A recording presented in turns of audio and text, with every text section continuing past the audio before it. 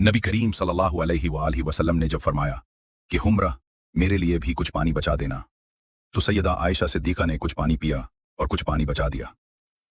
नबी करीम सल्लल्लाहु अलैहि वसल्लम उनके पास तशरीफ ले गए और उन्होंने प्याला हाजिर खिदमत कर दिया।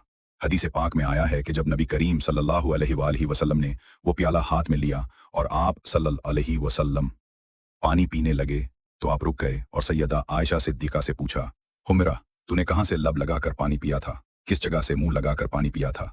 उन्होंने निशानदही की कि मैंने यहाँ से पानी पिया था। हदीस पाक में आया है कि नबी सल्लल्लाहु अलैहि वसल्लम ने प्याले के रुख को फेरा और अपने मुबारक लब उसी जगह पर लगाकर पानी नौश फरमाया।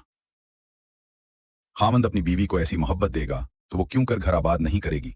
अब सोचिए कि रहमतुल लिल आलमीन तो आप सल्लल्लाहु अलैहि वसल्लम की ज़ात मुबारका है, आप सैयदुल अव्वलीन वल आखिरीन हैं। इसके बावजूद आप सल्लल्लाहु अलैहि वसल्लम ने अपनी अहलिया का बचा हुआ पानी पिया। होना तो ये चाहिए